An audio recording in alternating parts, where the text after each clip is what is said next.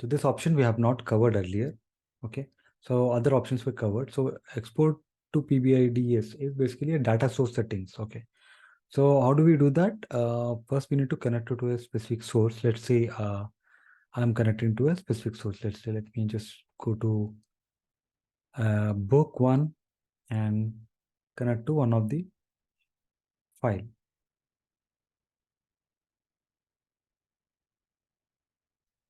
Book one has got 3 sheets. So I'm going to connect to dim product and click on OK. And you can build your report, do whatever changes. So once you're done with that, so basically there is an option for you to keep track of this settings of particular data source. So you can save this particular data source settings. Instead of saving a report, you can directly go to data source settings from here as well. And you can see there's an option called export PBIDS. So the same option is available on Power Query Editor on the transform data and also from here. So when you do this, what happens is basically it will ask you to share. But this is a book one, maybe you can just name it the same thing, book one PBIDS file. So what is this PBIDS file is? Let me just close this and close this entirely. Okay.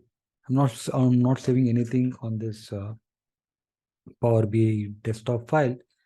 Rather, I was saving this particular book one. So if I can open this book one directly, you can see this is the source file is different. Regular Power BI desktop files are PBIX files, and this format is PBIDS files, data source. Okay. So when you double click on it, and also you can see a symbol difference, right? There's a cube and there is a report here. Okay. The regular Power BI report. So when you open that, it will try to connect to that particular path that I've connected, right? I've went to a particular location, I browse for that Excel file and, that particular book one. So automatically when you open it up, that entire process is taken care. And directly the book one will come up, like the pop-up that you generally see, right? After connecting to get data. So we are skipping the get data part, right? This is what is the data source settings is doing. So we're skipping the get data part because we have saved that particular path as a PBDS file, PBIDS file, Power BI data source file. Okay. So now again, it's the same thing. Like instead of going and get data, Excel, connecting to that particular path, you can save this and immediately you can just double click on it and connect it. So this is useful when you are trying to connect to different databases as well. Directly you can double click on it and just start your connection.